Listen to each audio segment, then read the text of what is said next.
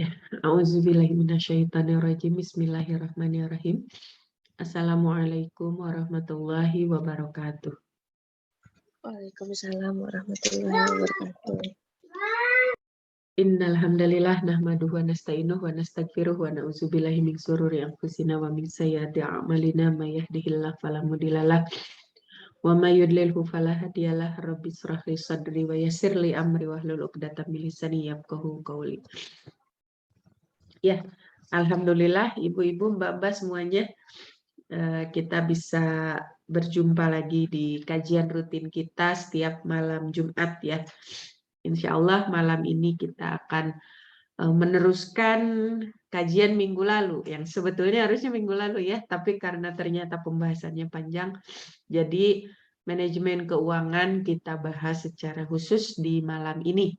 Kita masih berbagi kisah, berbagi pengalaman terkait bagaimana dulu kedua orang tua saya, khususnya ayah saya, mengajarkan tentang manajemen keuangan kepada saya dari sejak kecil ya, sejak dini.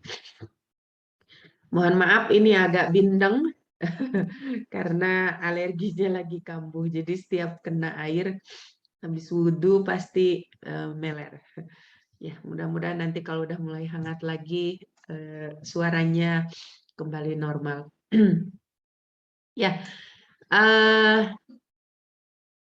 manajemen keuangan ini salah satu pembahasan yang penting ya, dan ini termasuk salah satu skill hidup yang dasar yang memang harus dikuasai oleh setiap diri ya, bukan hanya oleh orang dewasa, tapi saya pikir anak-anak juga memang harus sudah diajarkan dari sejak dini.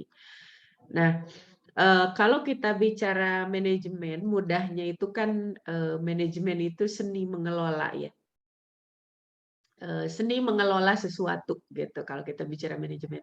Nah, kalau dikaitkan dengan keuangan berarti bagaimana seni mengelola keuangan yang ada di dalam diri kita, baik itu seni untuk menghasilkannya, seni ketika mengatur pengeluarannya, maupun seni ketika kita terpaksa harus berhutang gitu ya.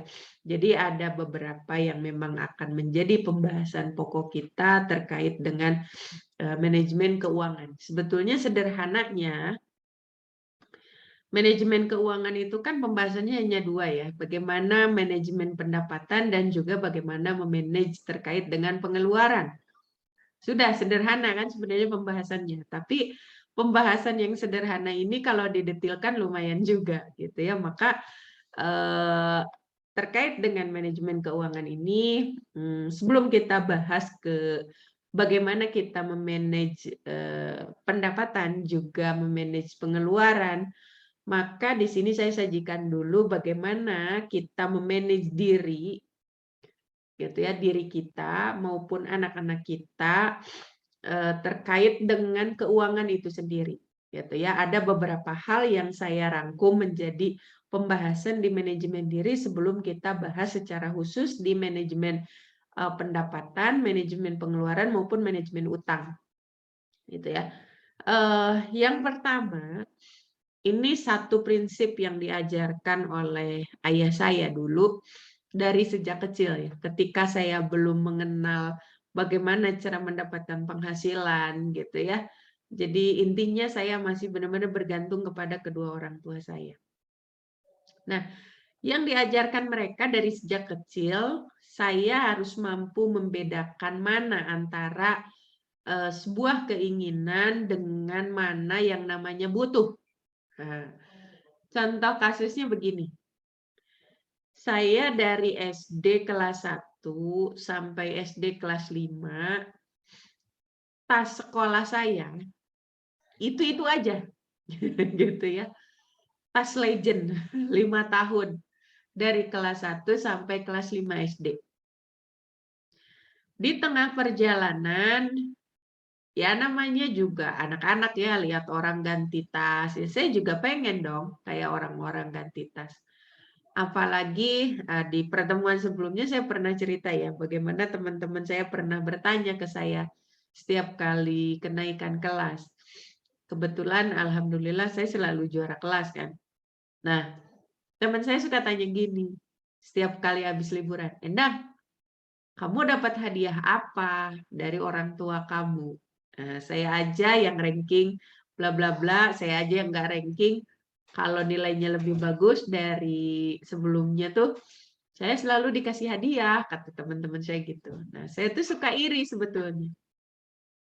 Kenapa sih saya nggak pernah dikasih hadiah secara khusus kecuali ucapan selamat gitu ya dari kedua orang tua saya. Nah, mereka selalu menyampaikan, bukannya nggak pengen ngasih hadiah, tapi memang kondisi keuangan kita tidak memungkinkan untuk memberikan hadiah secara khusus. Orang tua saya selalu bilang, hadiah terbesar dari ibu sama bapak adalah kamu bisa sekolah, gitu. Itu sudah anugerah, gitu ya. Itu sudah satu hadiah yang harus kita syukuri, gitu ya. Dan Allah masih ngasih kecerdasan sama kamu, dengan segala keterbatasan kamu masih dikasih kecerdasan sama Allah. Begitu kata kedua orang tua saya. Nah, ketika masuk sekolah, lihat teman-teman, ada yang setiap semester, setiap 1 bulan ya kalau dulu, karena belum semester. Apaan sih, Mbak? Tunggu sayang, pintar. Jangan ngeganggu, bundanya jadi nggak konsen nanti. Nah, apa namanya tuh? Tuh jadi lupa bundanya. Nah, setiap catur bulan ada yang temen itu selalu ganti tas. Ada juga yang setahun sekali selalu ganti tas.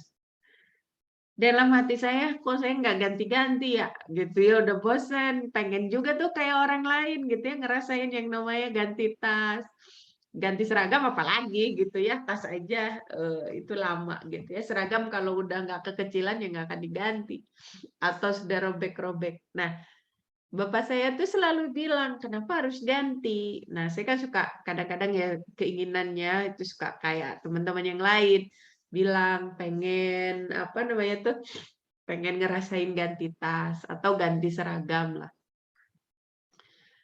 Sebelum bapak saya mengabulkan keinginan saya, beliau akan bertanya dulu, emang kenapa harus ganti tas? Emang tasnya rusak? Emang tasnya sudah tidak berfungsi? Ya, kalau ditanya kayak gitu, saya ya pasti akan bilang sebenarnya tas saya masih bagus, tas saya masih berfungsi. Terus bapak saya akan bilang, kalau memang tas kamu masih berfungsi dengan baik, kenapa juga harus diganti? Ya, saya bilang, ya bosen aja gitu, lihat orang-orang ganti tas, ya saya juga pengen lah, pengen ganti tas. Nah, bapak saya suka bilang kayak gini, kenapa harus diganti? Gitu ya. Enggak semua yang orang lakukan, kamu juga harus lakukan. Gitu ya, kamu harus turuti. Dan itu juga yang saya ajarkan ke anak saya. Ketika anak saya pengen sepeda lipat, pengen apa gitu ya, saya akan tanya. Ibu pengen itu. Anak saya ikut nyahut. Adiknya belum tidur, kakaknya udah tidur. Nah, saya suka bilang kayak gitu, sama persis seperti bapak saya dulu bilang kayak gitu ke saya. Kenapa harus ganti tas? Kalau memang tas itu masih berfungsi dengan baik, nggak perlu ganti-ganti. Gitu. Kamu harus bisa membedakan mana yang namanya kebutuhan dan mana yang hanya sekedar ingin saja. Setiap keinginan itu nggak mesti dipenuhi. Kenapa? Karena nggak semua keinginan itu memang mendesak harus dipenuhi. Kamu harus bisa melihat. Nggak hanya sekedar ingin, tapi harus bisa melihat. Ih, Mbak Solihah, nggak begitu. Bundanya nggak konsen. Kalau Iba berisik kayak gitu, bundanya nggak konsen. Nanti bunda lupa lagi tadi ngomong apa. Oke? Kalau Iba mau nungguin bunda di sini, Iba boleh nungguin, tapi nggak berisik. Oke? Ya. Sampai mana tadi? Aduh, lupa bundanya. Nah, keinginan. Kamu harus bisa membedakan mana keinginan, mana kebutuhan. Tidak semua keinginan itu harus dipenuhi. Kenapa? Karena tidak semua keinginan itu sebetulnya kebutuhan. Gitu. Ibarat kayak kita lapar nih. Pengen makan, bukan lapar ya. Ibarat kayak kita pengen makan. Pengen makannya kita tuh karena beneran lapar atau matanya yang lapar. Gitu ya, maksudnya ini memang benar-benar butuh, harus makan, ataukah hanya sekedar nafsu aja, kita pengen ngemil, pengen makan, sebetulnya perutnya sih nggak keroncongan gitu. Nah sama, seperti halnya makanan, Bapak saya akan mengajarkan begitu. Memang tas kamu benar-benar harus diganti. Nah, kalau tasnya sudah robek-robek, benar-benar udah nggak bisa dibenerin lagi, berarti memang harus diganti. Itu yang namanya kebutuhan. Tapi kalau tasnya masih bagus, masih berfungsi dengan baik, terus kamu pengen ganti, itu namanya bukan kebutuhan, tapi itu namanya jaga gengsi gitu ya. Gitu. Kamu pengen ganti karena kamu lihat teman-teman kamu nggak mau diejek gitu kan. Tahan aja, kondisi kita dengan kondisi orang lain nggak selalu sama. Jadi harus bisa membedakan mana antara keinginan dan mana itu kebutuhan. Jadi ketika saya sudah diajarin kayak gitu ya, kadang-kadang ya bayangin aja 5 tahun atau tasnya itu juga gitu ya, kadang-kadang ya pengen lah gitu kayak orang. Jadi kadang-kadang saya suka iseng gitu ya, suka apa namanya tuh diakalin gitu. Gimana ya caranya? Nah, kadang-kadang sobek dikit gitu ya sama saya dicolok-colok gitu ya biar ngegedein sobeknya. Bilang saya, "Pak, tas saya sobek." Bapak saya suka bilang kayak gini, "Mana lihat?" "Ah, ini mah masih bisa dijahit." Nah, akhirnya dijahit tuh sama bapak saya. Bagus lagi. Kan kita punya apa, jarum yang gede itu. Kalau di kami bilangnya gujer. Jarum yang buat apa, yang benangnya tuh benang yang kayak mang-mang tukang sol sepatu itu loh. Nah, jarumnya tuh jarum yang gede kayak gitu. "Sini yang sama Papa dijahit." Jahit gitu, kalau enggak sama ibu saya. Ya, kata saya tuh, pupuslah mau ganti tas. Nah, akhirnya nggak sengaja tuh, kalau itu nggak diakalin gitu, emang benerin sobek gitu. Terus kata bapak saya, "Ah, sobek segini masih bisa dibenerin." Dibenerin lagi. Nah, akhirnya nggak jadi lagi ganti tasnya. Pas kelas 5, yang rusaknya itu bukan robek gitu. Sebenarnya nggak robek kalau apa, luarnya tasnya itu nggak robek.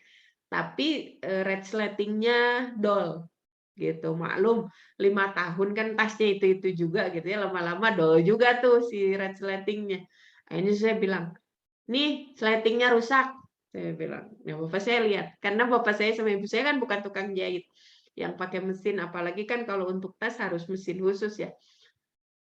Beliau bilang kayak gini, karena beliau udah nggak bisa tuh ngebenerin lagi, berarti kan butuh untuk diganti. Akhirnya bapak saya bilang kayak gini, "Ya udah, sok beli." Udah gitu, bilang sok belinya tuh bukan dibeliin gitu, emang saya harus beli sendiri. Dan dari kampung saya ke, apa namanya itu, ke pasar, itu jauh harus naik angkot 17 kilo gitu, harus ke pasar. Bapak saya nyuruh sendiri itu, saya kelas 5 SD, suruh ke pasar sendirian, beli tasnya. Kata saya tuh, ini bapak bapak sama ibu saya benar-benar ya, kadang-kadang saya mikir, "Ih, mereka tuh kenapa sih orang lain mah diantar-antar gitu ya, sekolah wae yang deket dianterin, ini ke pasar 17 kilo dibiarin sendiri." Naik naik angkot, terus turun dari angkot, bukan angkot ya, di saya mah angkutan pedesaan gitu, namanya juga bukan angkot lagi, dah bukan di kota ya, angdes, angkutan pedesaan. Nah, turun di terminal angkutan pedesaan itu, kalau mau hemat itu jalan kakinya hampir sekilo tuh dari terminal ke pasar itu. Kalau nggak mau jalan kaki itu naik beca. Nah, saya dikasih uangnya, "Udah naik beca aja." Mungkin karena sendirian ya anak kecil, "Udah naik beca aja." Akhirnya saya naik beca, beli tas yang 50.000 kata bapak saya. Waktu itu 50.000 lumayan ini. Nah, kenapa belinya yang 50.000 nggak terlalu mahal, nggak terlalu murah? Karena biar awet, biar kepake sampai SMP. Jadi akhirnya saya beli sendiri tuh tasnya, gitu. Jadi itu prinsip pertama yang diajarkan oleh bapak saya. Kita harus bisa membedakan mana itu keinginan, mana itu kebutuhan. Nah, yang harus dipenuhi itu adalah kebutuhan, bukan keinginan. Setiap keinginan itu nggak mesti dipenuhi, nggak mesti dituruti gitu ya, kalau memang belum butuh. Dan kebutuhan pun kita harus bedakan. Mana kebutuhan yang mendesak, mana kebutuhan yang sebenarnya bisa kita tunda. Kalau itu kebutuhan yang mendesak, gitu ya, apalagi itu kebutuhan yang penting, gitu ya. Kalau saya biasanya ngajarin anak-anak itu, kalau ngajarin orang gede, gitu, biasanya saya bikin chart, gitu ya, bikin kuadran, kuadran. Nah, bikin kayak gini lah ya. Sebentar. Pointer, oke, pen. Nah, bikin kuadran. Nah, seperti inilah ya. Sumbu X-nya misalnya penting. Nah, oke. Sumbu Y-nya ini mendesak. Nah, kalau di kuadran 1 nih,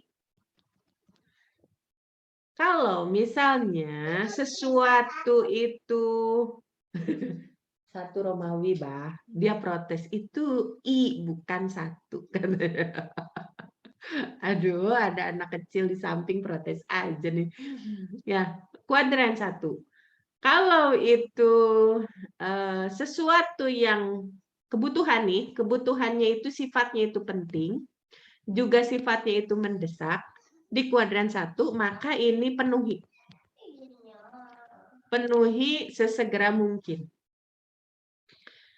Ini mendesak, kalau ini tidak ya, kebalikannya. Nah, yang negatif-negatifnya ini tidak. Oke. Sekarang kuadran 2. Sesuatu itu penting, tapi dia tidak mendesak. Maka di kuadran 2 ini bisa ditunda sejenak. Nah, karena penting, ya harus dipenuhi berarti, tapi tidak harus saat itu juga dipenuhi. Sekarang, kuadran 3. Nah, kuadran 3 kan di sini ya. Kuadran 3, sesuatu itu dia tidak penting juga tidak mendesak. Maka ini bisa kita eliminasi. Tidak perlu kita lakukan. Sekarang di kuadran 4. Nah, di sini ya. Sesuatu itu tidak penting, tapi dia mendesak, harus dipenuhi secepatnya. Nah, maka ini juga penuhi. Karena mendesak. Gitu.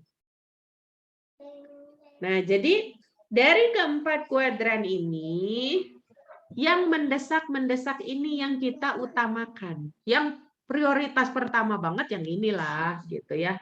Penting juga mendesak. Prioritas kedua yang mendesak dulu sebelum yang penting tapi tidak mendesak. Kenapa? Karena yang mendesak-mendesak ini harus diutamakan. Karena kalau tidak dipenuhi, itu akan ada efeknya. Dan efeknya itu cepat. Nah, maka ini nih, urutan kedua. Urutan ketiga adalah ini. Kan masih bisa ditunda. Urutan keempat ya yang tidak-tidak ini. Dan bahkan bisa dieliminasi. Jadi itu prinsipnya ya. Ini yang diajarkan oleh Bapak saya.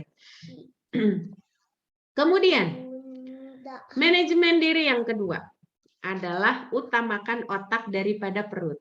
Nah, apa yang dimaksud dengan utamakan otak daripada perut? Bapak saya selalu bilang kayak gini.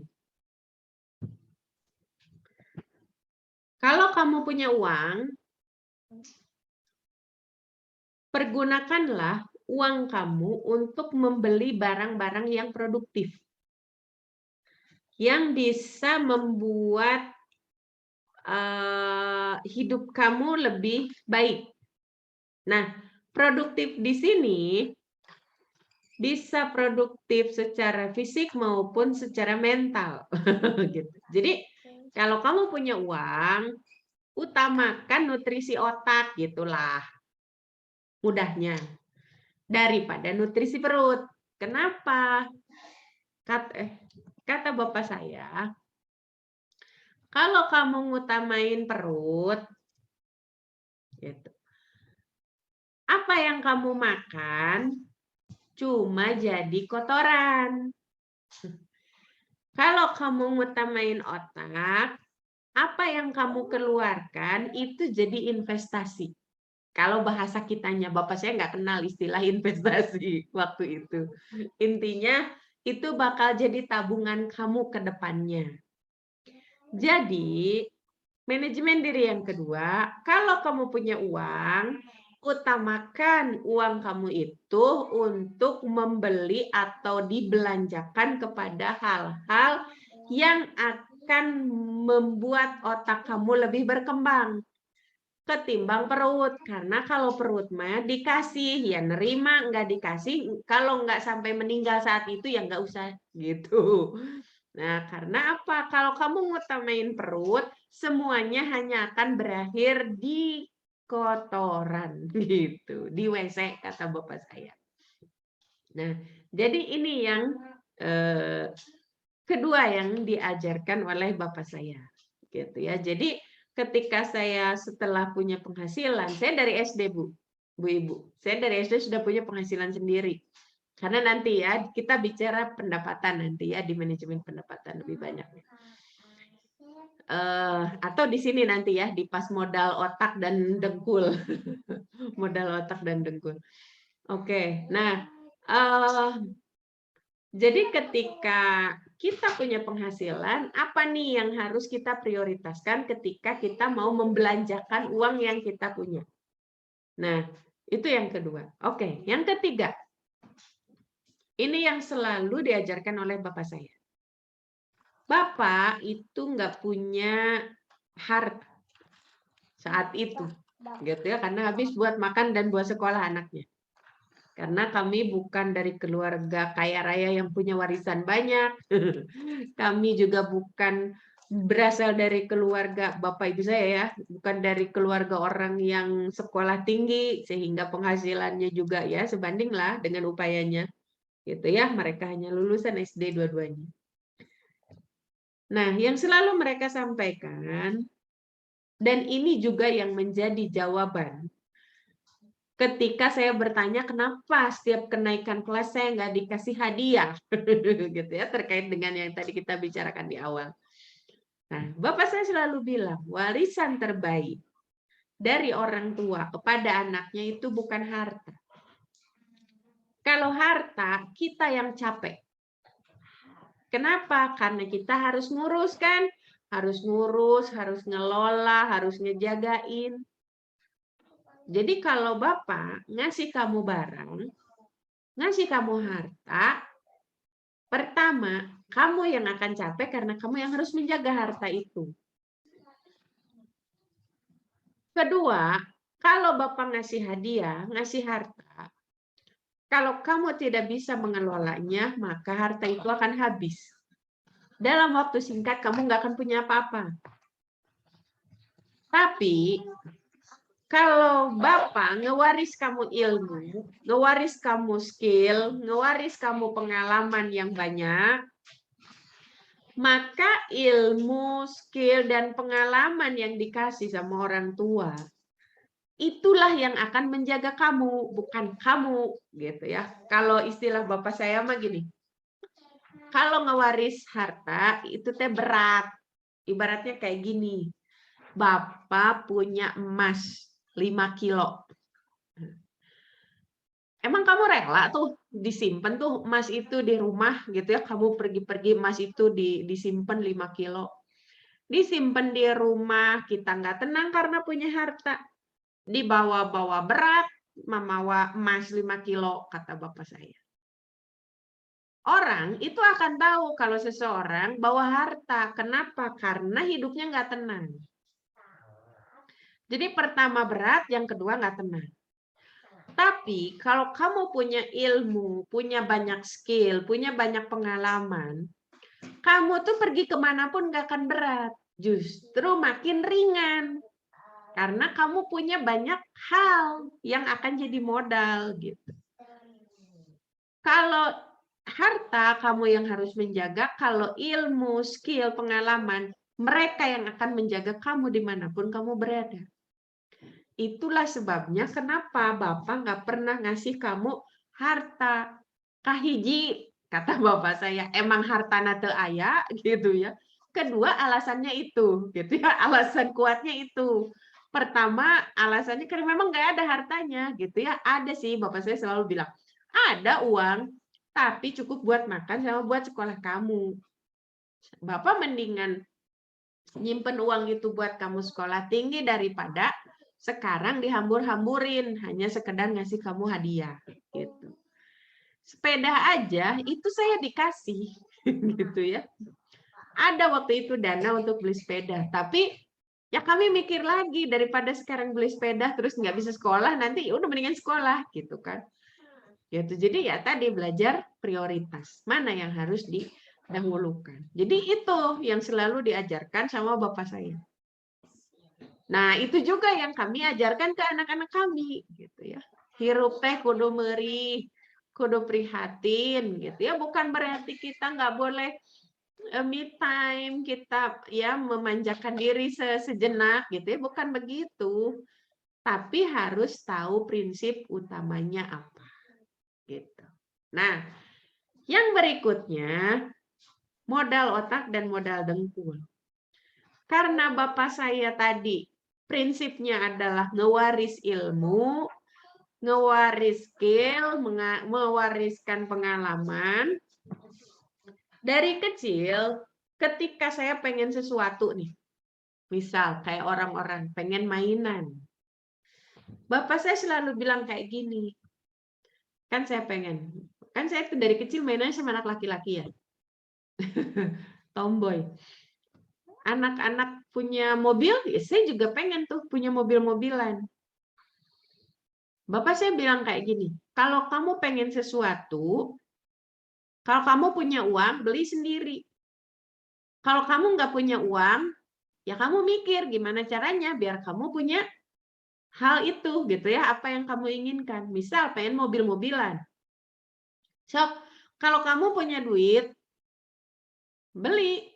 Tapi duitnya jangan dari Bapak. Kan Bapak udah bilang, duit Bapak itu buat makan sehari-hari sama buat kamu sekolah.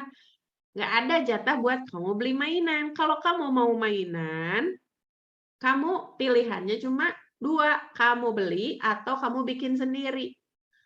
Nah, saya mikir karena saya juga nggak punya uang waktu itu kan. Akhirnya pilihannya cuma satu kan, bikin sendiri. Orang tuh bisa ya nyena gitu kan waktu kecil. Saya nggak bisa nih bikinnya. Kata bapak saya, kalau diem aja nggak akan bisa-bisa. Kalau cuma diem menatap gitu, nggak akan pernah bisa. Ya, kalau kamu nggak bisa ya belajarlah. Cari orang yang bisa, minta diajarin gitu.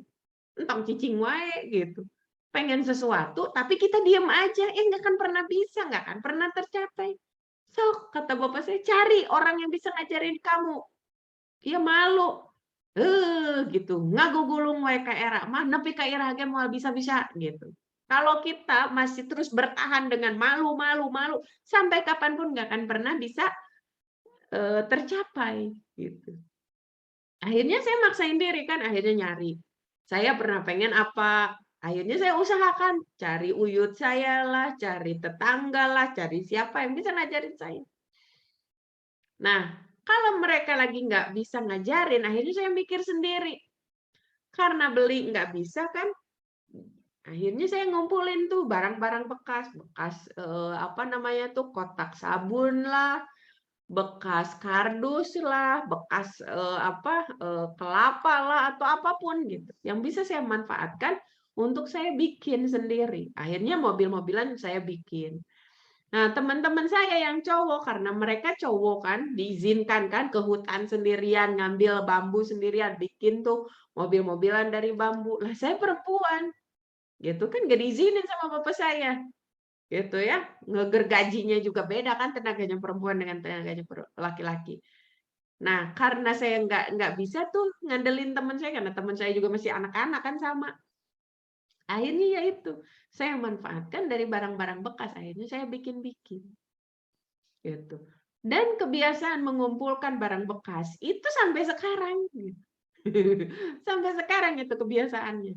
Dan nular ke anak-anak saya. Jadi kalau lihat barang-barang bekas yang, oh Bunda ini bisa dibikin karya ini. Gitu. Kenapa? Karena dari kecil, saya pun ketika mengajarkan anak saya, kita berkreasi dari barang-barang bekas yang saya kumpulkan.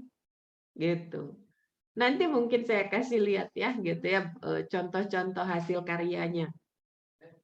Nah, itu yang diajarkan bapak saya. Jadi kalau mau sesuatu, pakai otak kamu, gitu. Pakai modalnya. Modalnya apa? Kan udah diajarin. Pakai otaknya. Nah, yang kedua adalah modal dengkul. Kalau misalnya sesuatu itu nggak bisa nih saya bikin, mau nggak mau kan saya harus beli. Sementara pilihannya kalau saya mau beli kan nggak bisa minta ke orang tua saya. Bapak saya udah bilang kan, usaha sendiri. Akhirnya mikir, gimana caranya saya dapat duit? Kalau pakai tenaga biasa, misalnya jadi kuli atau apa, saya belum bisa gitu kan. Nah, saya mikir gitu, gimana caranya? Bapak saya bilang kayak gini, tuh, Nini, gitu ya, adik-adiknya kakek saya. Kan suka bikin makanan tuh. Kamu bilang ke Nini, nih butuh bantuan nggak untuk ngejualinnya? Kalau saya bantu ngejualin, saya dapat upah enggak? Gitu. Iya juga ya, bagus juga idenya. Sok ke sana, datang ke Nini, gitu kata bapak saya. Akhirnya saya datangin tuh nenek saya. Saya bilang, nih kalau saya mau ikut jualan, saya dapat upah nggak? Oh, sok, cen. Endeng yang jualan, kan saya dipanggilnya Endeng ya. Endeng yang jualan. Tina hiji, hiji makanan, dari satu makanan, satu pieces makanan, saya dapat untung 100 perak, gitu ya, harganya 500. Jadi saya setor 400, saya dapat untung 100. Kalau ngejualin 10, kan saya udah dapat 1000. Kalau mainan saya harganya 5.000, berarti saya harus menjualkan 50. Kalau sehari jatahnya hanya 15 jualannya gitu ya. Kalau syukur-syukur ada 50, ya berarti saya hari itu juga bisa mendapatkan tabungan untuk membeli apa yang saya pengen. Kalau hari itu nggak dapat segitu, ya berarti besoknya saya harus ngulang lagi begitu. Itu yang diajarin bapak saya. Makanya saya dari SD itu saya sudah punya penghasilan sendiri. Gitu. Dengan jualan tadi, jualan modal dengkul. Jadi senang saya kalau misalnya ada orang punya produk apa, saya jualin ya gitu. Sampai ada tetangga saya yang jualan apa namanya tuh punya pohon salak gitu ya di desa lain. Nah, dibawa ke kampung, saya tawarin, boleh nggak saya yang jualan? Oh, boleh, boleh. Akhirnya saya dikasih tuh, gitu ya. Dari per kilo dapat sekian, dari per kilo dapat sekian. Jualan tuh keliling kampung sampai kadang-kadang suka diheureuyan, kalau orang Sunda mah apa diheureuyan, ya dibecandain lah sama orang-orang dewasa gitu ya. Kan kalau jualan salak nawarinnya kalau orang Sunda kan saralak gitu kan. Nah, bapak-bapak itu suka pada ngebecandain saya, saralak kata saya teh. Blek katanya gitu. Jadi kayak orang jatuh. Saralak, blek katanya. Ya mereka tuh suka ketawa-ketawa, tapi habis itu dibeli juga tuh belanjaannya. Nah, kalau nggak jualan salak, saya pernah juga jualan majalah, saya pernah juga jualan alat tulis, saya juga pernah jualan parfum gitu ya. Ya apa aja yang orang punya produknya, pernah jualan es. Kalau ibu bapak saya habis panen ada cengek, cabai ya, saya jual cabai. Kalau habis panen terong, saya jual terong. Apapun gitu ya. Terus di depan rumah kami itu ada pohon jambu dulu, jambu air. Saya kan pecinta naik-naik pohon ya. Jadi kalau udah berbuah tuh jambu, oh itu surga buat saya. Kenapa? Karena saya bisa menjual sesuatu tanpa saya harus bermodal mengeluarkan uang. Jadi kalau harga jambu kalau dulu tuh dikresekin ya. Satu kresek kecil itu harganya 500 perak. Nah, itu kan utuh 500-500-nya buat saya. Asal modalnya apa? Modalnya naik kan, naik pohon kemudian dipanen tuh si jambunya. Jadi tiap pulang sekolah itu saya udah kalau orang Sunda mah bilang mah nyengcle gitu ya, udah ongkang-ongkang kaki tuh di atas pohon sampai saya pernah jatuh gitu ya karena mainan gitu ya di mainan di atas pohon gitu ya di dahannya dan dahannya sudah rapuh akhirnya saya jatuh nimpuk apa namanya tuh, genteng. Alhamdulillah nyangkut di genteng, nggak sampai jatuh ke bawah. Kalau jatuh ke bawah entahlah gitu ya. Alhamdulillah Allah menyelamatkan. Nah, saya tuh udah ongkak-ongkak kaki di atas. Ngapain? Nunggu yang beli jambu karena biasanya tengah hari itu kan orang-orang tuh kan di kampung saya tuh panas ya karena deket sungai. Panas. Jadi kalau ngerujak itu enak banget kan siang-siang ngerujak. Jadi biasanya karena tahu di depan rumah saya ada pohon jambu, biasanya siang-siang tuh banyak orang yang nyamperin ke rumah. Mau beli jambu. Saya kan udah di atas. Berapa? Oh, saya seneng banget panen gitu ya. Jadi modalnya modal otak dan modal dengkul. Pas SMP udah mulai ningkat tuh. Saya nggak lagi jualan tapi menjual jasa. Saya kan kebetulan agak tekun ya kalau bikin sesuatu yang memang harus di apa namanya tuh di gambarnya tuh harus presisi sentiannya nggak boleh lebih, nggak boleh itu. Nah itu tuh saya biasanya menjual jasa itu gitu ya dulu waktu SMP. Pas SMA saya mulai ngajar les. Ada salah satu salah seorang anaknya guru saya yang beliau itu katanya enak kalau diajarin sama saya, jadi ngerti. Jadi pas SMA setiap kali ulangan itu apalagi ulangan catur bulan ya, ulangan akhir itu, ujian akhir. Nah, setiap catur bulan itu teman saya tuh udah ngetek gitu. Pokoknya Biendang, kan saya SMA dipanggilnya Biendang ya. Pokoknya Biendang, selama seminggu ulangan ini Biendang datang ke rumah Ateh gitu ya panggilnya Ateh. Nah, ke rumah Ateh nanti ada upahnya, upah ngajar. Nah, upah ngajar dapet, pulang-pulang tuh kadang kan orang kaya ya, pulang-pulang tuh suka dikasih buah-buahan yang saya tuh nggak pernah bisa beli sendiri. Kayak misalnya apel merah, buah pir gitu kan itu mahal banget zaman itu gitu kan. Wah, untuk ukuran orang kaya saya mah kalau beli sendiri entah kapan gitu. Jadi pulang-pulang tuh sementara mereka kan ada dapat kiriman, apalagi ayahnya tuh kerja di mana ya? Ayahnya teman saya tuh kalau mamahnya guru saya di SMA saya. Nah, jadi pulang-pulang tuh dapat itu, kadang-kadang dikasih temen nasi kayak ikan atau apapun gitu ya, alhamdulillah gitu ya rezeki. Jadi dari kecil diajarinnya ya itu harus mau berkreasi gitu ya, harus mau mencari uang sendiri. Modalnya apa? Modal otak dan juga modal dengkul. Nah, yang berikutnya prinsip yang diajarin bapak saya adalah jangan pernah gengsi. Ini yang paling keras bapak saya ajarkan. Jadi kalau saya udah mulai bilang malu, hah? Malu gitu. Oh, itu bapak saya bisa marah kalau saya bilang malu, malu. Jangan malu-malu. Kalau untuk kebaikan, kalau untuk kebenaran, ngapain malu? Gitu. Lamun jelema ngagugulung gengsi moal hirup-hirup. Bapak saya dulu bilangnya kayak gitu. Jadi kalau saya udah mulai, masa sih jualan ini? Naon, gengsi, gengsi. Oh, udah pasti dimarahin gitu ya. Jadi itu yang benar-benar bapak saya ajarkan gitu ya. Kalau dengar saya nggak mau ngelakuin sesuatu karena gengsi, udah bapak saya bisa marah besar gitu. Yang berikutnya adalah jangan anggap remeh recehan. Nah, kadang-kadang kan kita gitu ya. Apa sih ini mah untungnya cuma 100, 200, cuma seperak, 2 perak gitu kan. Nah, bapak saya itu nggak pernah, jangan menganggap remeh rezeki yang Allah kasih. Tugas kita hanya menyempurnakan ikhtiar gitu ya.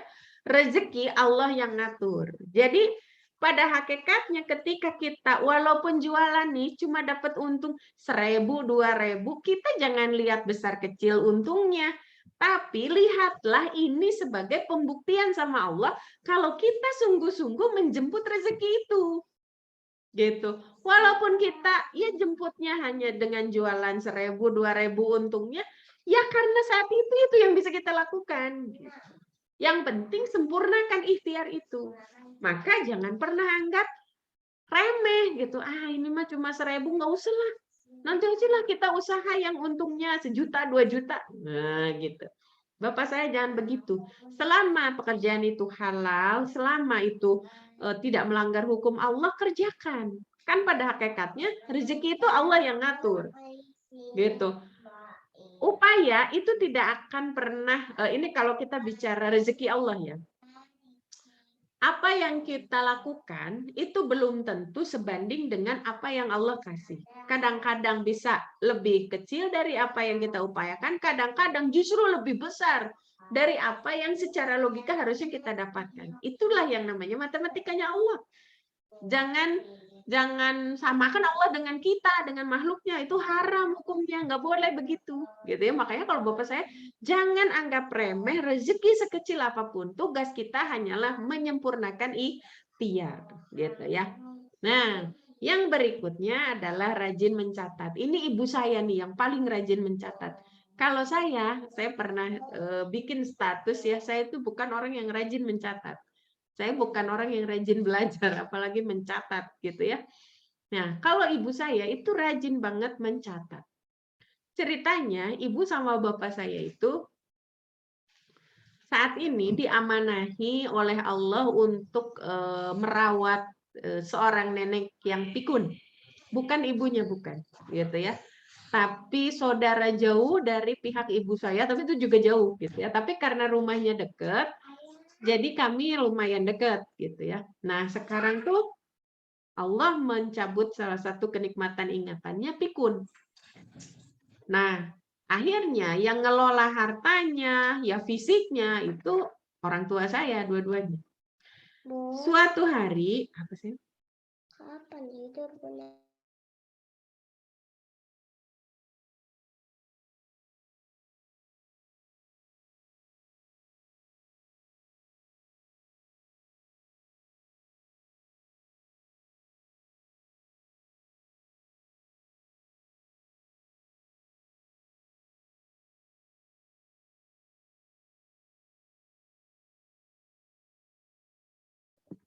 Ya, mohon maaf iklan. Anak saya udah mau tidur. Ceritanya suatu hari saudaranya si nenek yang pikun ini ya mungkin curiga kali ya, bapak ibu saya yang ngelola hartanya. Karena mereka curiga, akhirnya mereka nanya-nanya tuh ke ibu sama bapak saya, berapa penghasilan, kan punya sawah banyak ya, gitu ya, yang ibu sama bapak saya tuh yang ngelola semuanya, gitu ya, padahal nggak digaji gitu. Nah, ditanya tuh, jangan-jangan ada yang ditilep gitu ya duitnya. Nah, ibu saya karena rajin nyatet, ibu saya tuh orangnya nggak banyak omong, gitu. Beliau tuh ya tahu orang-orang itu curiga sama beliau, sama suaminya, maksudnya sama bapak saya. Beliau tuh hanya mengeluarkan catatan. Ini Bu, catatannya penghasilannya sekian, pengeluaran untuk sawah sekian, buat pupuk dan lain-lain, pokoknya ini pengeluarannya sekian, ini pengeluaran untuk kebutuhan si nenek itu setiap hari, ini untuk bayar utangnya, ini untuk bla bla bla bla bla. Ibu saya cuma ngasih itu doang, ngasih catatan sama keterangan itu. Dan ternyata pengeluaran si nenek itu lebih besar daripada penghasilannya. Jadi akhirnya saudaranya malu sendiri. Yang tadinya curiga gitu ya, ibu bapak saya memakan harta si nenek itu, justru malah jadi malu. Kenapa? Karena ternyata pengeluarannya lebih besar. Dari mana coba nombokinnya? Ya dari ibu bapak saya. Gitu.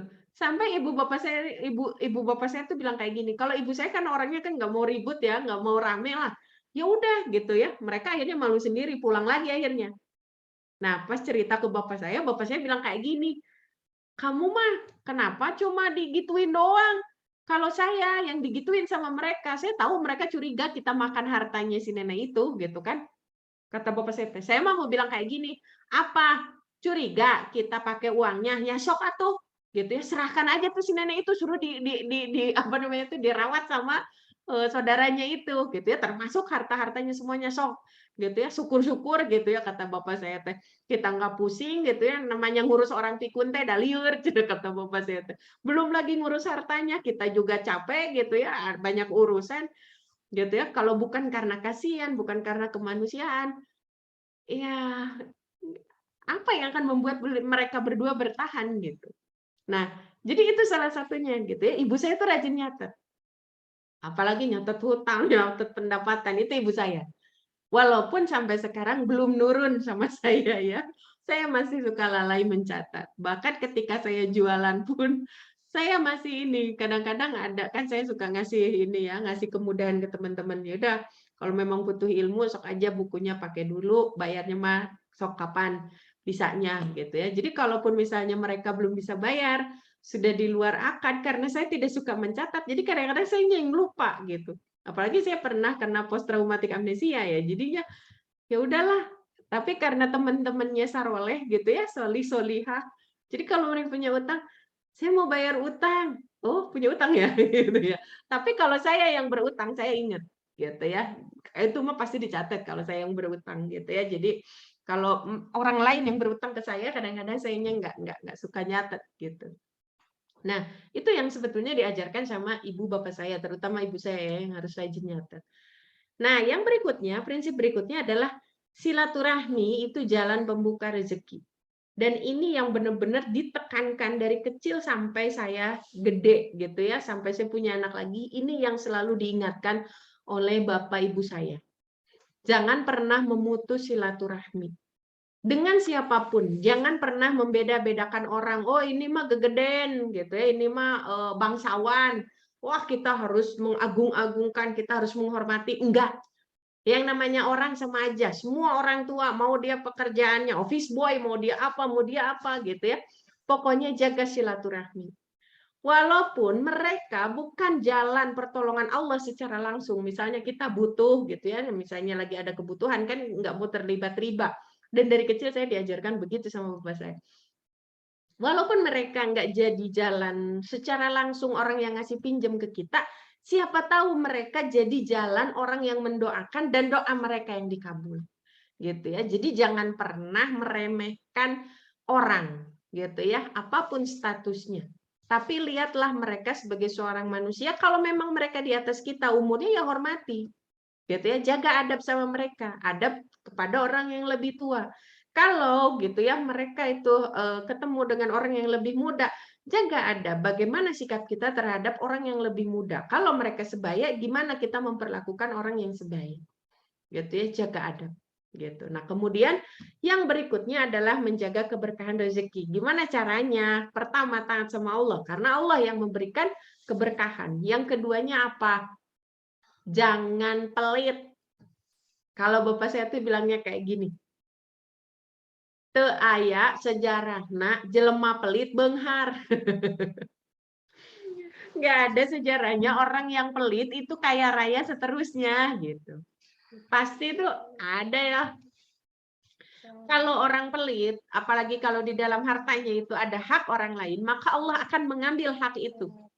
Gitu ya. Dengan caranya Allah, yang kadang-kadang kita nggak bisa tebak caranya Allah itu seperti apa. Entah lewat musibah, entah lewat kebakaran lah, sakit lah, atau apapun gitu ya. Maka jaga keberkahan rezeki dengan cara apa? Keluarkan kalau memang itu ada hak orang lain. Jangan pernah ditahan. Sedekah. Gitu ya, apalagi kalau itu sesuatu yang wajib kayak bayar utang, segerakan bayar utang. Gitu ya, ini akan kita bahas di manajemen utang nanti gitu ya. Nah, jadi jaga ketaatan, berusahalah taat sama Allah gitu ya. Kemudian keberkahan rezeki kita keluarkan dengan cara mensucikannya dengan cara apa? Zakat. Gitu ya, baik itu zakat fitrah maupun zakat yang bukan yang wajib gitu ya. Itu prinsip yang pertama terkait dengan manajemen diri. Oke, yang berikutnya adalah manajemen pendapatan. Nah, yang diajarkan Bapak saya, kita harus bisa mendapatkan penghasilan. Gimana caranya? Kita harus breakdown. Kemampuan apa aja yang bisa kita lakukan, gitu ya. Kalau Bapak saya itu mengajarkannya, kita itu harus punya banyak skill, gitu ya, banyak skill. Dari beragam skill itu, tentukan satu untuk jalan nafkah, sisanya untuk sedekah. Gitu. Jadi dari mulai memasaklah, gitu ya, mengajarlah, gitu ya, kemudian merajut, kemudian skill-skill yang lain apapun itu, gitu ya. Tentukan satu untuk jalan nafkah, sisanya untuk sedekah. Nah, tentukan satu untuk sumber pendapatan utama, lainnya itu untuk pendapatan tambahan dan juga untuk sedekah. Gitu. Jadi kita harus kebayang nih pendapatan kita itu dari mana. Kalau misalnya kita bingung menentukan pendapatan itu dari mana, jenis pendapatannya sumber pendapatannya harus seperti apa, kemudian berapa pendapatan yang harus kita dapatkan, kita bisa awali dari pengeluaran. Dan ini yang saya ajarkan ke anak-anak didik saya kalau yang les di rumah, terutama anak laki-laki. Saya selalu bilang, anak laki-laki setelah mereka balik itu wajib gitu ya, wajib untuk menafkahi dirinya sendiri. Orang tuanya itu sudah terbebas dari kewajiban kalau anak laki-laki. Nah, kalau misalnya kalian nih belum, ini pas saya ngajar ya. Kalau kalian misalnya sekarang belum mempunyai penghasilan sendiri, anggaplah kalian makan. Nah, sehari kalian makan butuh berapa? Misal, anggaplah sekali makan 10.000, 3 kali makan 30.000, belum airnya. Kebutuhan cairan minimal gitu ya yang masuk ke kita itu 50 cc kali berat badan. Kalau berat badan kita 60 kilo berarti kan 3 liter. Harga satu botol aqua itu 3.000 kata saya gitu. 60 liter 3 liter itu berarti kan kita butuh kalau satu botol itu 660 ml, anggaplah kita butuh 5 botol. Berarti 5 kali 3.000, 15.000, 45.000. Baru buat makan dan minum. Belum ongkos kamu, belum pulsa kamu, dan bla bla bla. Kamu tulis tuh semuanya pengeluarannya berapa. Gitu ya. Untuk tahap awal, minimal banget kamu bisa mendapatkan penghasilan untuk makan dan minum aja. Gitu ya. Lain-lain bolehlah masih disubsidi sama orang tua kamu. Nah, gimana caranya? Sekarang kamu breakdown nih. Skill kamu tuh apa? Yang kamu bisa lakukan itu apa? Waduh, saya belum punya skill apapun ya. Berarti mulai dari sekarang. Sok, belajar skill apa? Melihara kelinci. Saya bilang tuh, belajar ke suami saya. Saya bilang, melihara kelinci, belajar sama-sama. Atau skill apa? Kita punya hafalan. Kenapa enggak ngajar? Misalnya ngajar ngaji atau apa gitu ya. Nah, kita breakdown dari pengeluaran, kemudian kita, berarti pendapatan minimal kita sekian. Yang bisa memenuhi pendapatan sekian, kira-kira pekerjaannya apa aja? Maka kita breakdown dulu, skill yang kita punya tuh apa. Nah, itu yang diajarin Bapak saya dulu. Kalau kamu mau beli mainan 10.000, kamu jualan nih, sambil ngajarin matematika, suruh mikir sendiri. Kalau dapat dari satu gorengan, kamu dapatnya 100 perak, kamu butuh 10.000, berapa gorengan yang harus kamu jual? Kalau sehari kamu jual gorengan sekian gorengan, berarti untuk dapat 10.000, berapa hari kamu harus jualan gorengan jenis itu? Kalau jualannya gorengan itu doang. Kalau misalnya kamu tambah dengan skill yang lain, misalnya apa? Nggak cuma jualan gorengan. Oke, tambah jualan parfum. Oke, tambah jualan es. Oke, tambah jualan apa? Jadi, berapa jualan yang harus kamu jual? Itu kalau jualan. Kalau kamu tambah misalnya ngajar, berapa honor kamu buat ngajar? Anak kecil ngajar emang dapat untung gitu ya. Ya itulah yang diajarin Bapak saya. Nah, itu pula yang saya ajarkan juga ke anak didik saya, termasuk ke anak saya walaupun belum balik. Gitu ya. Dia sudah belajar memasak, dia belajar menggambar, dia belajar apapun yang bisa dia lakukan. Gitu ya. Jangan Iba belajar main. Dia bilang Iba belajar main. Ini memang spesial ini. Gitu. Jadi harus punya skill gitu. Karena dari skill itulah kita akan mendapatkan sumber penghasilan gitu ya. Jadi mau nggak mau nih kalau kita punya anak laki-laki ajarin gitu. Kalau belum, kalau sudah alhamdulillah gitu. Nah, yang berikutnya adalah sumber pendapatan tambahan. Nah, kalau misalnya kayak tadi, ternyata kebutuhannya lebih banyak nih. Berarti kan butuh tambahan nih. Nah, berarti kan sumber-sumbernya dari mana aja. Kemudian ada jenis pendapatan yang ketiga, yaitu pendapatan tak terduga. Kalau Bapak saya, kalau pendapatan tak terduga, ini jangan dimasukkan di pendapatan utama dengan pendapatan tambahan. Kenapa? Karena itu bonus dari Allah. gitu ya. Itu sesuatu yang tidak terukur oleh kita. Kalau pendapatan utama dengan pendapatan tambahan, secara hitung-hitungan manusia kita bisa ngukur. Tapi kalau pendapatan tak terduga, kita nggak bisa ngukur. Misalnya, kita ketemu saudara, tiba-tiba dikasih uang, anak kecil gitu ya, kan suka dikasih uang tuh. Nah, itu pendapatan tak terduga. Jangan dimasukkan ke hitung-hitungan normal gitu ya. Jadi itu mah biarin aja, itu sebagai bonus saja dari Allah gitu ya. Berarti rezeki kita lebih melimpah. Tuh, nggak dapat rezeki terduga aja kita mampu untuk apa namanya tuh, memenuhi kebutuhan gitu ya, apalagi kalau Allah kasih rezeki yang lebih, rezeki yang tidak terduga gitu ya. Oke, kita percepat ya, ternyata sudah 25:06. Nah, yang kedua adalah manajemen pengeluaran. Dulu saya diajarin yang namanya pengeluaran itu ada pengeluaran wajib, ada pengeluaran, ini bahasa saya ya, afdoliyah, yang lebih utama gitu, yang pahalanya lebih banyak.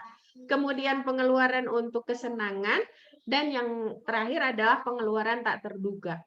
Pengeluaran wajib, misal bayar sekolah kan kudunya harus wajib gitu ya, kalau untuk sekarang bayar sekolah atau makan, nah itu kan pengeluaran wajib. Nah, pengeluaran afdoliyah apa? Misalnya kita untuk infak, untuk sedekah gitu ya, untuk nolong orang. Nah, itu pengeluaran afdoliyah yang lebih pahalanya lebih banyak gitu ya. Ya kalau wajib apalagi gitu ya, berpahala. Nah, maksudnya afdoliyah tuh yang tidak wajib tapi akan menambah pahala bagi kita. Kemudian yang ketiga, pengeluaran untuk kesenangan. Nah, kalau Bapak Ibu saya, kesenangan itu jangan dibayangkan sesuatu yang harus sifatnya itu apa ya, kayak piknik gitu atau apa gitu ya. Nah, dari kecil saya selalu diajarkan yang namanya kesenangan itu diciptakan. Bukan karena momen akhirnya kita senang, tapi kitanya senang dulu, jadi momen apapun tetap menyenangkan. Jadi itu tetap hiburan gitu. Jadi misalnya kayak gini, kadang-kadang kita kan membayangkan yang namanya kesenangan itu sesuatu yang sifatnya itu kayak piknik, belanja atau apalah gitu ya, di luar kebutuhan sehari-hari. Nah, kalau bapak saya, karena memang kami dulu tidak punya anggaran untuk jalan-jalan secara khusus, untuk piknik secara khusus. Jadi setiap momen apapun selalu kami ciptakan menyenangkan.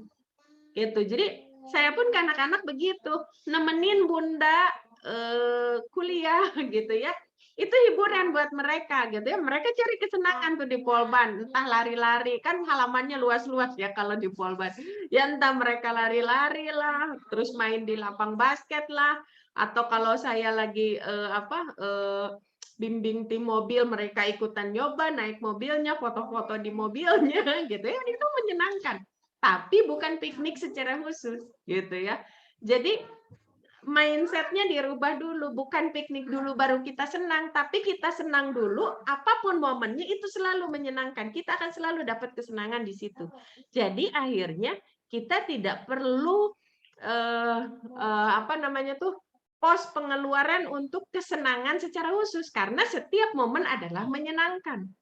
Gitu ya. Dulu ketika saya tugas ke Semarang gitu ya, ada tugas ke Jogja, bimbing mahasiswa, kan biasanya dosen pembimbing suka dapat ini ya, suka dapat SPPD. Nah, saya pakai SPPD-nya untuk apa? Yuk kita semuanya gitu ya. Jadi sambil nemenin bunda gitu ya, biar bundanya nggak apa namanya tuh, nggak punya mahram. Jadi suami saya ikut, anak-anak juga ikut. Jadi hiburannya bagi mereka ketika nemenin bunda dinas luar kota, nemenin bunda dinas luar pulau. Oh belum, kalau luar pulau belum, mereka belum bisa diajak karena SPPD-nya tidak cukup untuk ongkos semuanya gitu. Nah jadi yang selalu bapak saya ajarkan dulu begitu. Jadi jangan berpikir sesuatu yang menyenangkan itu harus momen khusus.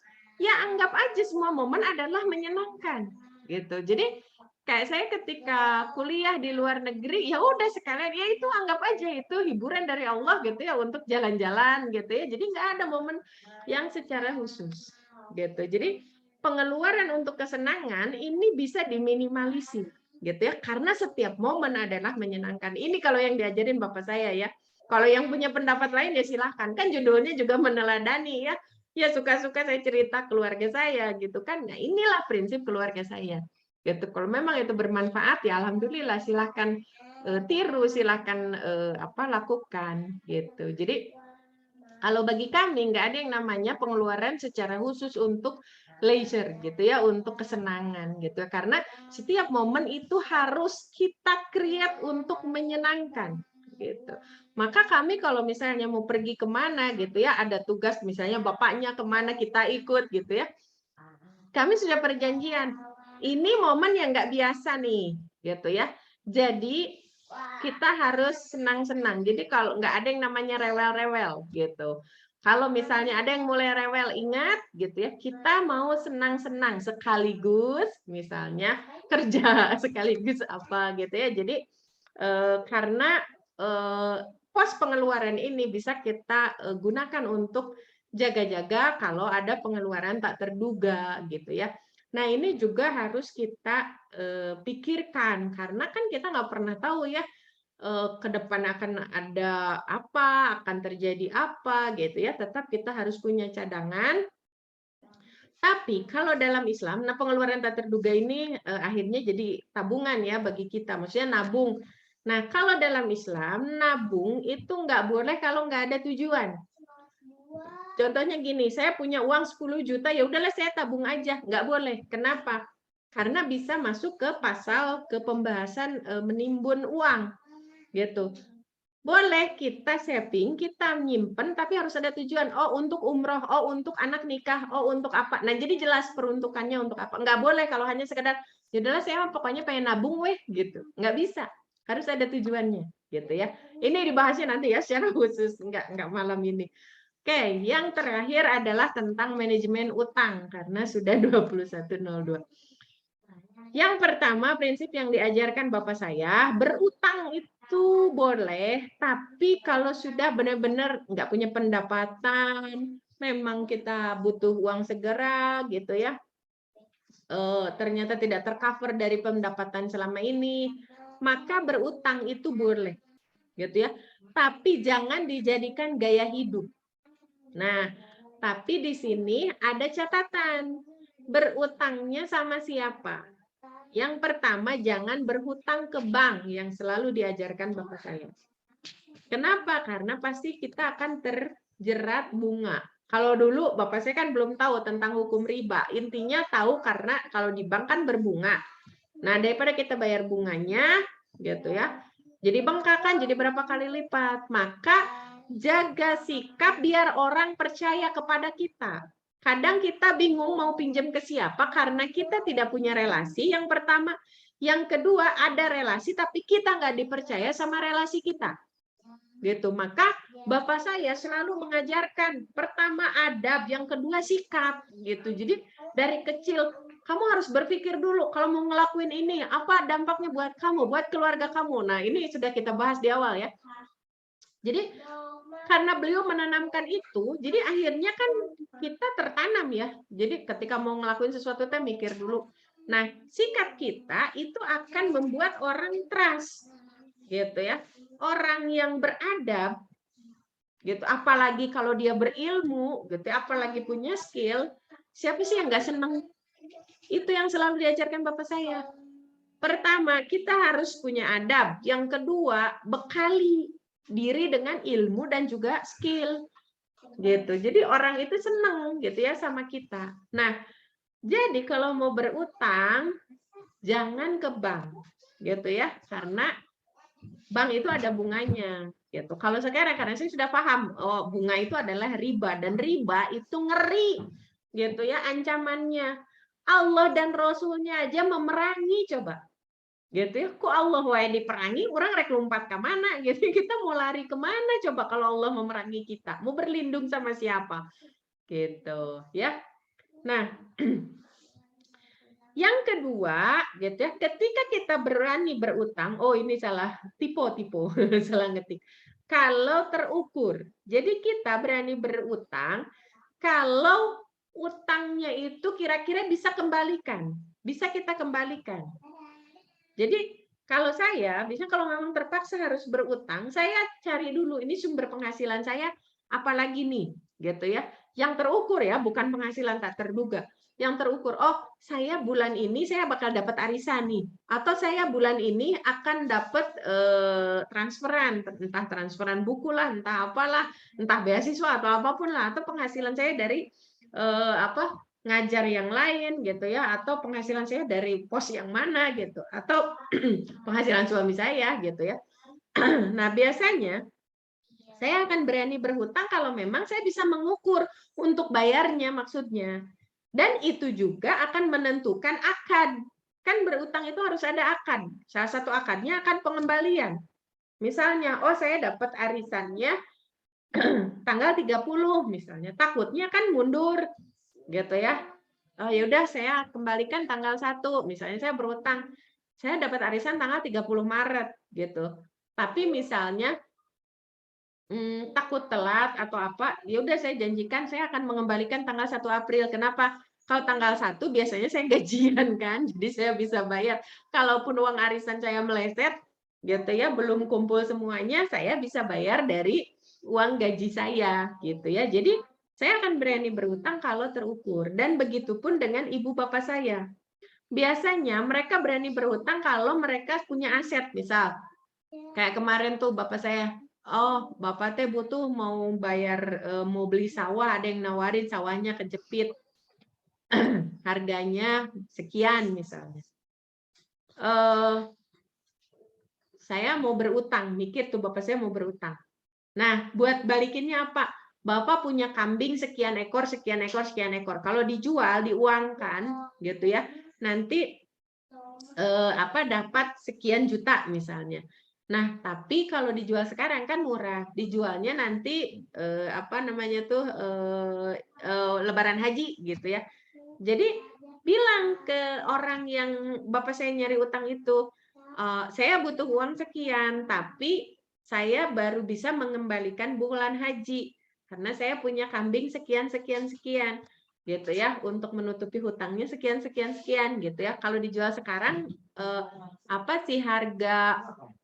harga kambingnya jadi jatuh gitu ya, bisa nggak saya kembalikan di bulan haji gitu. Jadi benar-benar terukur gitu ya, berani berhutang itu kita kebayang nanti balikinnya tuh dari mana, kapan gitu ya. Jadi jelas akadnya. Nah, prinsip yang berikutnya yang selalu diajarkan oleh bapak saya, penuhi akad itu, segerakan bayar hutang. Kalau sebelum jatuh tempo kita bisa melunasi, itu lebih bagus. Dan itu yang akan membuat orang percaya sama kita gitu, karena kita berkomitmen, kita memegang teguh. Kalau misalnya ternyata kita memang baru bisa membayar sesuai dengan akad, ya itu juga nggak apa-apa gitu. Yang tidak boleh adalah kita mengulur membayar utang padahal sebenarnya kita bisa bayar utang itu. Gitu ya. Nah, kenapa? Karena pertama, kadang-kadang kita tuh suka mengulur bayar utang dengan alasan misalnya ada yang ngutanginnya juga orang mampu. Kayaknya kalaupun kita mengulur bayar utang, kayaknya dia nggak akan kesusahan. Jangan pernah berpikir seperti itu. Kenapa? Pertama, kita merusak akad. Yang kedua, kita nggak pernah tahu. Orang kelihatan mampu, bisa jadi kan saat itu mereka nggak ada. Atau kalaupun ada, kita harus berpikir lagi, mungkin uang itu bisa dipinjamkan oleh orang tersebut ke orang lain yang lebih membutuhkan dari kita, maka jangan pernah mengulur untuk bayar utang. Kalau memang sudah ada, bayarkan. Gitu ya, bayarkan. Nah, jaga adab ketika berutang. Kalaupun misalnya kita belum bisa bayar sesuai dengan akad, maka jangan kabur. Jangan lari. Justru datangi. Nah, kadang-kadang kita begini, pas butuh uang, kita datang tuh, jauh-jauh kita datang. Pas giliran balikin, kita nggak datang-datang acan gitu kan. Atau apalagi pas kita nggak bisa bayar. Gitu kita malah menghilang, bukannya datang lagi. Hapunten, abdi teu acan tiasa ngawihkeun. Gitu ya, mohon maaf saya belum bisa mengembalikan karena bla bla bla bla, sampaikan alasannya. Jadi orang kan oh tahu gitu kan, oh dia memang kenyataannya memang belum bisa mengembalikan utang. Dan kita lihat sendiri kesusahannya. Jangan sampai bilang ke kita belum bisa bayar utang karena nggak ada uangnya, dia tiba-tiba bangun rumah. Gondok nggak tuh? Gitu ya, gondok banget gitu ya pasti. Gitu. Nah, jaga adab, jaga perasaan orang yang kita utangi. Kasihan. Gitu ya, siapa tahu mereka memang lagi butuh. Kalau memang bisa bayar segerakan, maka segera bayar. Gitu ya. Nah, yang terakhir adalah ketika akan tidak bisa dipenuhi, datang. Gitu ya, bilang kenapa kita nggak bisa memenuhi akad itu. Gitu. Kemudian kita bilang kapan tambahan waktunya. Gitu ya, untuk memperbarui akad yang berikutnya, gitu ya. Misalnya, oh, saya 1 April ternyata ada kebutuhan yang lebih mendesak, gitu ya. Kira-kira ini uangnya ada, tapi harus apa gitu ya, misal. Gitu ya, boleh nggak saya alihkan dulu? Kalau kata orang yang kita utangi, oh boleh mangga, dah saya juga belum butuh cepat, sok aja pakai dulu. Nah, kalau sudah dapat izin dari yang kita utangi, yang kita sudah akad tanggal 1 April misalnya, ya nggak apa-apa kita pakai dulu. Kan orangnya sudah mengizinkan. Kita reakad. Insya Allah saya kembalikan tanggal 1 habis April itu apa? Mei gitu ya, tanggal 1 Mei misalnya. Nggak apa-apa, oh nggak apa-apa, sok aja. Nah, berarti kita mundurin akad. Gitu. Jadi harus tetap berkomunikasi, harus jaga adab, dan pastikan kapan akad yang baru itu kapan. Nah, kadang-kadang kita nanti ya, tanpa kita menyebutkan. Tidak boleh kalau dalam Islam ketika berhutang itu harus jelas akadnya, gitu ya. Kapan mau dibalikin, gitu ya. Dan kita bersungguh-sungguh untuk mengembalikan itu, gitu ya. Itu saja mungkin untuk materinya. Ini yang terakhir ya, terkait dengan akad. Mangga kalau ada yang mau didiskusikan dulu.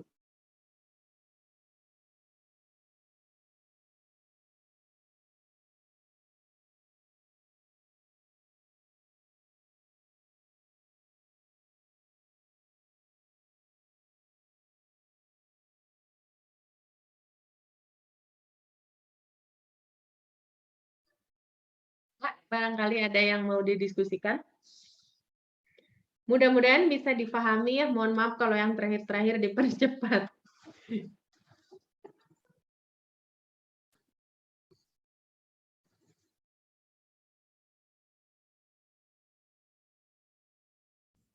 Boleh di chat atau boleh disampaikan secara langsung.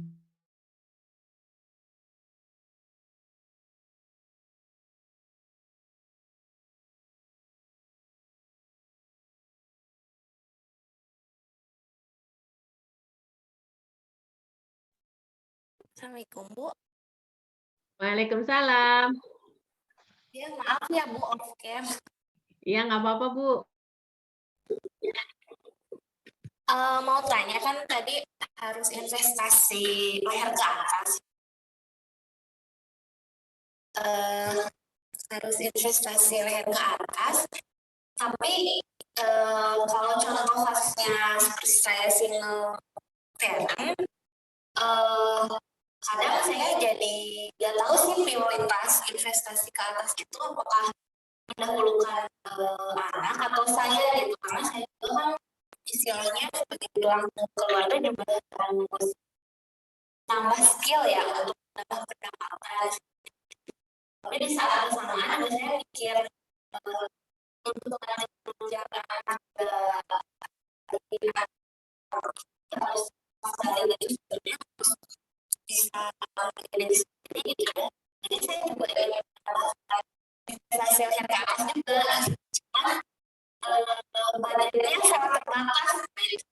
Itu prioritasnya saya.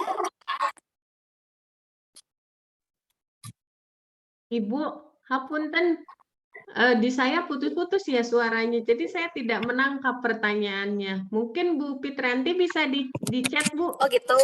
Ya, jadi kadang ada suaranya jelas, tapi kadang-kadang nanti putus lagi. Oh iya. Ya, punten ya Bu ya. Di chat aja mungkin.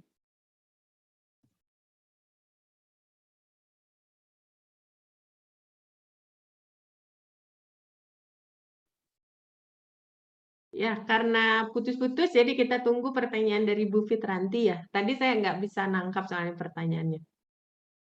Oke, kita baca yang di chat. Ini dari Umi Rahmi nih. Insya Allah paham, Bu. Hihi. Manajemen keuangan teorinya seperti gampang, pas praktek perlu disiplin dan konsisten. Betul sekali, setuju gitu ya. Nah, saya juga sampai akhirnya apa namanya tuh bisa benar-benar disiplin, itu butuh usaha yang keras. Bahkan sampai sekarang pun kadang-kadang kita nggak begitu disiplin ya untuk penghasilan maupun pengeluaran gitu ya. Kadang-kadang penghasilan lebih banyak, kita yang bingung gitu ya. Ketika penghasilan lebih sedikit dari pengeluaran kita juga bingung gitu ya. Akhirnya bingung dua-duanya. Ketika Allah memberikan rezeki lebih, kita juga bingung. Kadang-kadang malah kalau nggak di-manage dengan baik, kita yang jadi kalap karena lagi banyak uang. Kemudian kalau lagi penghasilan sedikit tapi pengeluaran banyak, juga kita jadi bingung gitu ya, bingung untuk menutupi ini kurangnya dari mana. Jadi memang betul kita benar-benar butuh kedisiplinan dan juga konsistensi. Dan yang terpenting, manajemen keuangan, apalagi kalau kita sudah berkeluarga ya, itu benar-benar harus dikomunikasikan, harus diflorkan. Gitu. Kalau saya dengan suami itu dari awal gitu ya, dari kami proses sebelum menikah, salah satu yang saya tanyakan ke suami saya adalah bagaimana komitmen beliau tentang komunikasi, termasuk juga masalah nafkah. Gitu. Kalau yang saya tanyakan waktu terkait nafkah, bukan berapa banyak beliau akan memberi saya nafkah. Tapi yang saya tanyakan, beliau kan saat ini karyawan, waktu itu maksudnya. Kalau ternyata ada satu kondisi yang memaksa beliau untuk keluar dari perusahaannya, nah apa yang akan dilakukan? Sementara nafkah itu wajib bagi seorang laki-laki. Apa usaha beliau? Apa yang akan dilakukan oleh beliau untuk menjalankan kewajiban nafkahnya? Jadi kalau saya nggak lihat berapa besarnya, berapa ininya, nominalnya, enggak gitu ya, karena nafkah dalam Islam itu kan cukup ya. Yang namanya cukup ya standarnya kembali ke keluarga itu kan, gitu. Tapi bagaimana beliau berusaha keras untuk menunaikan kewajiban nafkahnya, gitu. Ya, jadi komunikasi antar suami istri, antar keluarga itu sangat penting. Oke, sepertinya Bu Fitranti dulu ya yang saya bacakan. Saya bingung sebagai single mom untuk investasi leher ke atas. Satu sisi saya ingin menambah skill untuk menambah pendapatan karena tulang punggung keluarga. Tapi satu sisi saya juga ingin investasi leher ke atas untuk anak saya di luar sekolah formal untuk menambah skill anak. Menurut Ibu, apa yang harus diprioritaskan untuk investasi leher ke atas ini? Apa lebih baik untuk saya dulu atau anak-anak saya? Pertama gitu ya, yang ingin saya tanyakan, investasi leher ke atas itu maksudnya apa ya? Kebetulan saya orang teknik elektro, jadi nggak paham dengan istilah-istilah yang secara khusus terkait dengan keuangannya. Benar, iya Bu, seperti tadi kan menambah skill keilmuan gitu. Oke, maksudnya Iya. untuk otak ya. Ya, karena kalau misalkan kalau di bidang ekonomi keuangan banyak sebenarnya sertifikasi gitu loh, termasuk sertifikasi financial planner atau apa yang nanti sertifikasi itu saya bisa punya klien, punya tambahan pemasukan, tapi satu sisi juga saya pingin anak saya tuh misal lancar berbahasa agar nantinya sekolahnya dapat beasiswa seperti itu Bu. Oke, ya, saya sudah menangkap sekarang pertanyaannya. Nah, mana dulu yang harus diprioritaskan? Sebelum saya menjawab mana dulu yang harus diprioritaskan, sebetulnya ini yang yang jarang kita bahas ya, kendala sistemik. Ketika kita bicara Islam, gitu ya, seorang perempuan itu tidak memiliki kewajiban nafkah, gitu ya, itu prinsip utamanya. Karena yang namanya perempuan sampai meninggal itu ada yang menanggung nafkahnya. Kalau sebelum menikah, yang menanggung nafkahnya adalah walinya. Kalau ada ayahnya berarti ayahnya yang lebih utama. Kemudian setelah menikah, maka yang menanggung nafkahnya adalah suaminya. Ketika suaminya tidak ada, entah itu meninggal atau bercerai, maka siapa yang menanggung nafkahnya? Yang menanggung nafkahnya adalah kembali ke walinya. Kalau ternyata walinya tidak sanggup, bagaimana? Siapa yang menanggung nafkahnya? Negara. Negara yang akan menafkahi hingga cukup. Karena sekarang gitu ya, sistem yang kita hadapi saat ini bukan Islam yang diberlakukan, maka akhirnya banyak para perempuan-perempuan yang harus menanggung nafkahnya sendiri. Kemudian bagaimana dengan nafkah anak-anak? Kan sebetulnya secara hukum anak, kalau istri ada bekas istri. Kalau anak nggak ada yang namanya bekas anak. Nah, kadang-kadang di kita, kalau misalnya suami istri bercerai, anaknya ikut ibunya, akhirnya yang menafkahi itu adalah ibunya. Itu banyak kasus-kasus yang begitu. Gitu. Padahal, kalau pasangan suami istri bercerai, yang namanya anak itu tetap tanggungan ayahnya. Nah, terus gimana kalau ternyata kondisi-kondisi yang seharusnya ini tidak terjadi? Ya mau nggak mau kan akhirnya ibu pontang-panting kan. Dia harus menafkahi dirinya, belum lagi kalau ternyata si ibu ini jadi tulang punggung keluarganya juga, misalnya ibu bapaknya sudah sepuh gitu ya. Jadi bukan hanya menafkahi dirinya, tapi juga harus menafkahi keluarganya, belum lagi menafkahi keturunannya, misalnya anak-anaknya. Jadi akhirnya ibu yang tadinya tulang rusuk, tulang rusuk yang bengkok, para perempuan ini akhirnya jadi tulang punggung, gitu ya. Tulang rusuk iya, tulang punggung iya, gitu ya. Jadi akhirnya capek sendiri, kasihan sebetulnya, gitu ya. Kondisi-kondisi seperti ini tuh sangat-sangat kasihan. Tapi dalam kondisi seperti ini, kalau ada orang-orang yang memang tidak melaksanakan kewajiban yang semestinya, yaitu urusan mereka dengan Allah. Misalnya, mantan suami nggak menafkahi anaknya, ya berarti urusannya beliau dengan Allah.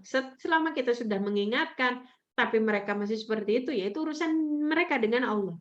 Kemudian misalnya pemerintah yang harusnya mengurusi rakyatnya tidak melakukan, itu urusan mereka dengan Allah.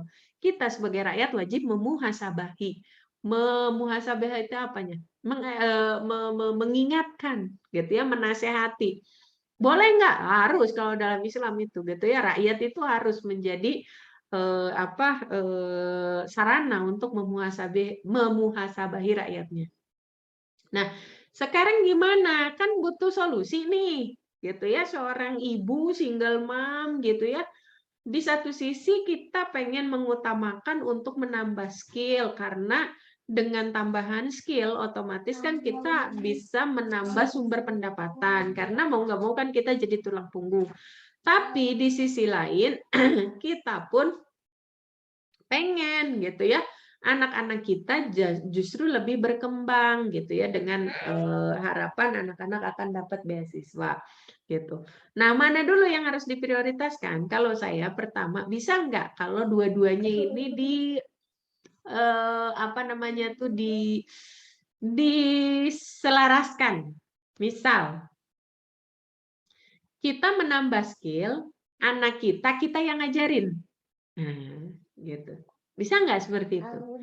Kalau misalnya ternyata bisa, berarti kan kita bisa mengeliminasi satu pengeluaran.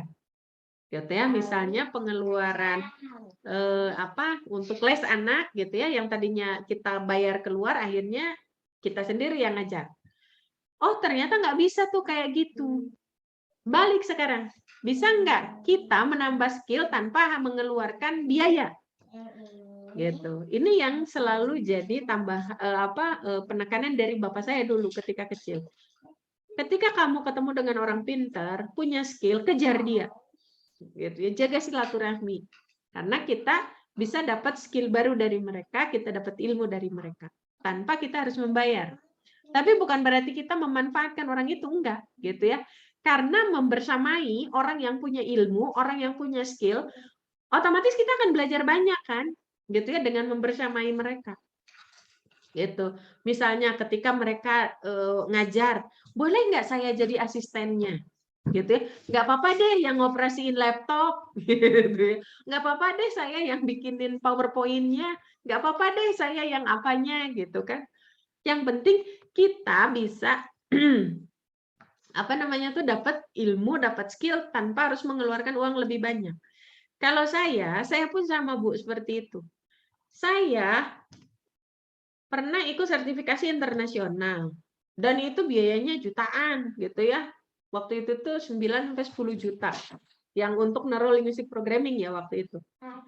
Nah, kalau ikut training yang biasa aja gitu ya, itu juga biayanya lumayan tuh kalau training-training pemberdayaan kayak gitu ya. Sertifikasi-sertifikasi kayak gitu kan harganya lumayan. Nah, kalau saya waktu itu caranya, apalagi saya kan waktu itu penghasilannya juga belum jelas gitu ya. Nah, tapi saya pengen karena ilmunya bagus. Caranya adalah saya menawarkan diri untuk menjadi bagian dari tim. Entah itu IO-nya gitu ya. Bu, boleh nggak kita ngadain event gitu ya, saya IO-nya. Gitu ya, yang mulai ngerancang dari mulai persiapan, kemudian ngerancang konsep acaranya. Nah, yang ngisinya beliau gitu ya, guru-gurunya itu. Gitu ya, saya tawarkan seperti itu. Akhirnya saya jadi tim kan.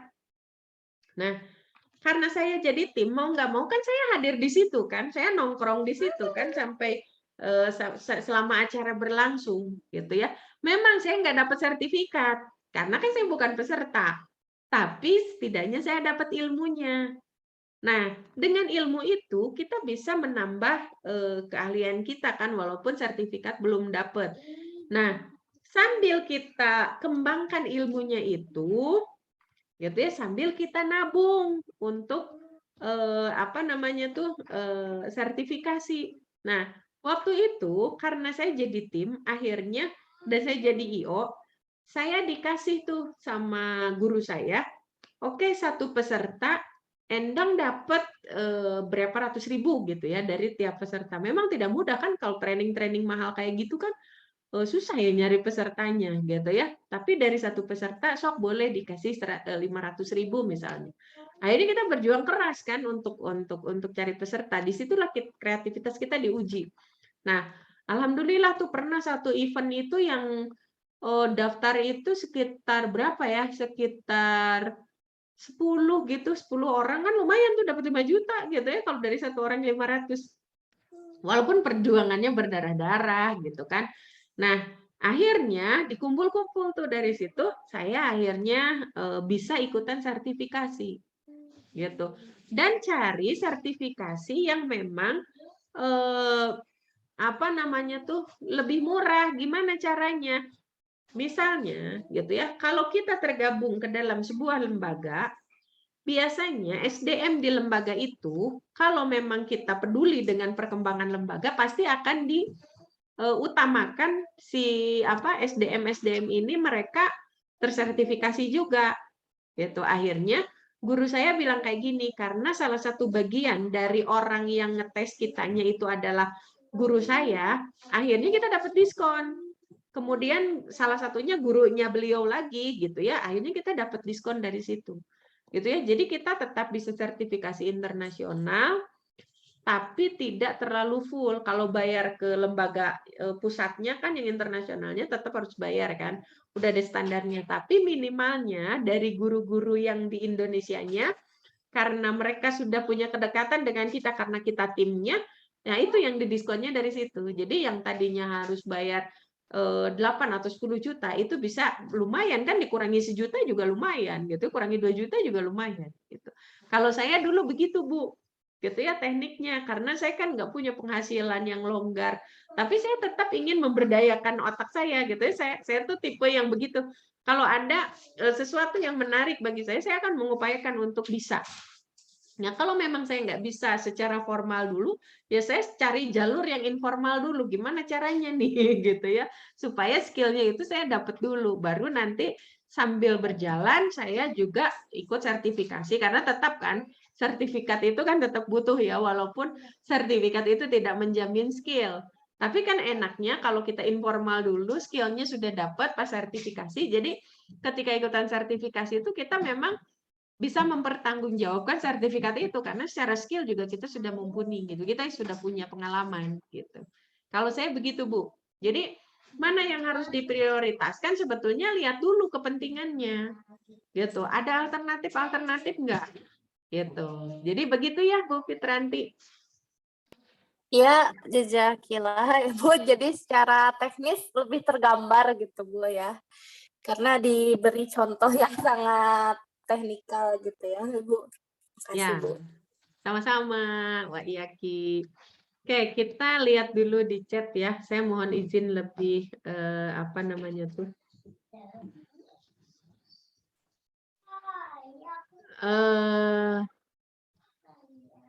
Ke siapa dulu nih? Ke Mbak Laila. Izin bertanya Teh, untuk saat ini masih bisa relevan dengan mengajarkan anak kemandirian seperti Teteh yang diajarkan mandiri, berangkat ke sekolah sendiri, beli tas sendiri, dan sebagainya. Melihat kondisi sekarang kejahatan atau kriminalitas mengintai anak-anak. Apakah ada alternatif lain untuk mengajarkan kemandirian kepada anak-anak? Mudah-mudahan dapat dipahami pertanyaannya ya Teh. Insya Allah bisa dipahami ya, hatur nuhun sami-sami.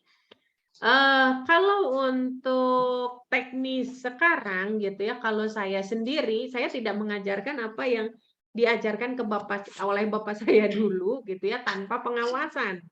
Kenapa? Karena kondisi sekarang itu berbeda dengan kondisi dulu ya, gitu. Nah, kenapa? Karena kalau seperti sekarang gitu ya, dengan kehidupan Indonesia yang semakin carut marut, kejahatan semakin merajalela gitu ya. Agak bahaya juga kalau kita membiarkan anak-anak seperti itu. Kalau saya alternatifnya untuk mengajarkan kemandirian, kalau untuk terkait dengan teknis berangkat itu kita ukur dulu gitu ya. Maksudnya kalau memang jadi kita bersamai dulu. Jadi istilahnya magang ya. Magang. Jadi dianterin dulu, tapi selama dianterin itu kita mengajarkan apa namanya tuh cara-cara dia untuk mengamankan dirinya, baik safety dari sisi misalnya kendaraan, misalnya ketika nyebrang gitu ya, kan harus aman juga tuh ketika nyebrang atau ketika di jalan. Dan kita titipin gitu ya, titipin ke orang-orang yang memang akan dilalui oleh jalur si anak kita. Nah, kalau misalnya ternyata jaraknya jauh, ya janganlah. Kalau menurut saya kita bisa ajarkan dengan cara yang lain untuk kemandirian.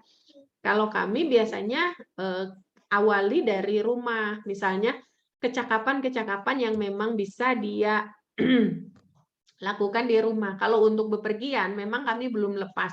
Kecuali kalau yang dekat-dekat ya, kayak yang dekat-dekat itu kami sudah mulai dan lihat umur si anak.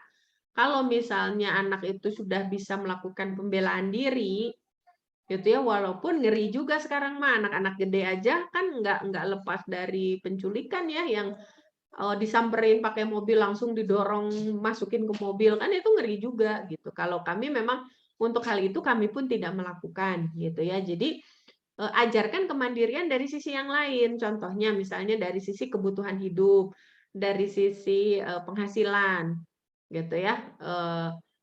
AA itu dia seneng masak. Jadi kadang saya kan kadang suka buka catering juga kalau lagi rajin gitu ya. Apa namanya tuh suka buka catering masakan gitulah. Atau misalnya saya lagi ngajar gitu ya, saya harus ngajar kayak misalnya sekarang saya ngajar les seorang anak gitu ya, dan mengajar les anak kecil itu akan lebih cepat kalau ada teman yang ngajarinnya itu anak kecil juga. Makanya saya libatkan AA sama IBA untuk bantu ngajar tentang motorik ya, motorik, sensorik, sama terapi bicara ya. Nah, saya libatkan kedua anak ini gitu ya untuk menjadi asisten saya. Gitu ya, untuk menjadi asisten saya mengajar. Nah, mereka kan dapat penghasilan tuh. Gitu ya, mereka dapat penghasilan dikasih dari saya gitu ya. Upah mereka berapa gitu ya, atau mengajarkan dari memasak. Misalnya mereka bikin apa namanya tuh bikin karya apa? Oh ya, untuk produk gitu ya. Kalau kita bicara dagang nih, sebenarnya kan ada beberapa sektor ya. Ada sektor produksi, ada sektor distribusi. Kita lihat kalau saya anak-anak sektor produksi diajarin, sektor distribusi juga diajarin. Kalau mereka mampu untuk bikin sendiri dan mereka lebih tertarik di situ, silakan. Kalau mereka mau di sektor distribusi, berarti saya ajarkan skill bagaimana marketing kan. Nah, kalau di sektor produksi, memang kita lebih puas. Kenapa? Karena hasil karya kita ya, kebahagiaannya beda. Tapi memang dari sisi resiko, untuk orang-orang yang tidak punya modal aman, sebaiknya jangan main di sektor produksi. Gitu. Kenapa? Karena kalau apalagi produksinya makanan gitu, kalau nggak laku kan otomatis kita yang nanggung kan, gitu karena kita produsennya. Nah, maka saya akan ajarkan anak saya jangan bergerak di sektor produksi kalau kamu belum punya modal yang aman. Maka awalilah dengan sektor distribusi, gitu ya. Cari orang-orang yang punya produk yang bagus, kamu pasarin. Gitu, dan itu yang saya lakukan ketika saya lulus kuliah gitu ya. Saya usaha makanan tapi saya nggak mau di sektor produksi gitu karena saya belum punya penghasilan kan gitu. Kenapa saya nggak kerja di luar aja? Memang saya tuh orangnya gimana ya, dulu punya idealisme tersendiri. Saya nggak mau kerja di perusahaan, saya nggak mau kerja di orang gitu ya, kecuali ngajar. Nah, jadi saya membangun usaha karena salah satu cita-cita saya dari kecil adalah menjadi pengusaha. Gitu ya, menjadi pengusaha, engineer dan pengusaha. Nah, dan guru. Nah, karena saya mau jadi pengusaha, saya harus membentuk mental saya kan, gitu ya. Saya mau jadi pengusaha di sektor apa nih? Sektor produksi kah, sektor distribusi kah, gitu kan? Nah, kalau saya tidak punya pengalaman sendiri, saya nggak akan bisa meraba-raba. Saya juga nggak akan bisa berempati nanti kalau seandainya saya sudah punya perusahaan sendiri ke karyawan saya. Kalau saya ngerasain sendiri kan empatinya akan lebih besar gitu kan. Atau saya juga nggak akan bisa ngajarin gitu ya ke orang lain kalau saya tidak mengalami sendiri. Nah, itu yang saya ajarkan ke anak-anak saya. Jadi kemandiriannya kalau untuk pulang pergi kami juga belum melepas gitu ya. Kecuali untuk yang jarak dekat kayak misalnya ke sekolah karena sekolahnya kurang dari 1 kilometer ya udah. Cuma memang harus nyebrang gitu ya dan di situ rame gitu. Biasanya kami bilang kalau mau nyebrang minta Pak Satpam untuk nyebrangin atau minta Pak Satpam untuk stop mobilnya gitu ya biar mereka bisa pulang sendiri. Nah, kayak anak saya paling yang kecil misalnya kalau suka dititipin ke kakaknya, nanti pulangnya bareng ya, atau dia misalnya barengan sama tetangga yang udah lebih gede gitu ya. Paling begitu. Kalau dilepas sendiri sih belum gitu ya. Kecuali kalau AA ya AA karena udah gede ya berangkat pulang sendiri, udah deket gitu kan. Tapi kalau untuk jarak jauh enggak gitu ya. Kondisi dulu dengan kondisi sekarang berbeda. Tapi ya tadi kami ajarkan kemandirian dari sisi yang lain. Gitu. Begitu mungkin ya, Neng Lela. Kayak kita lihat lagi ada lagi nggak? Sepertinya nggak ada lagi pertanyaan. Tadi saya lihat sepertinya Anissa mengacungkan tangan. Raise hand, apakah mau bertanya, Neng Anissa? Oh sudah lebih. Ya karena sudah tidak ada. Sudah 21.39 juga, mungkin kita cukupkan dulu untuk sesi malam ini. Mudah-mudahan acara berbagi pengalamannya ada manfaatnya. Kalau memang ada yang baiknya mau dicoba untuk diterapkan, alhamdulillah. Kalau memang ada yang tidak berkenannya, mohon dimaafkan. Itu saja untuk malam ini. Kita tutup dengan istighfar 3 kali, doa akhir majelis dan hamdalah. Astagfirullah. Subhanakallahumma bihamdika asyhadu an la ilaha illa anta astaghfiruka wa atubu ilaik. Alhamdulillahirabbil alamin. Assalamualaikum warahmatullahi wabarakatuh. Ya, terima kasih semuanya. Saya tutup ya Zoom-nya. Jazakillah khair, Bunda. Wa iyaki Umi.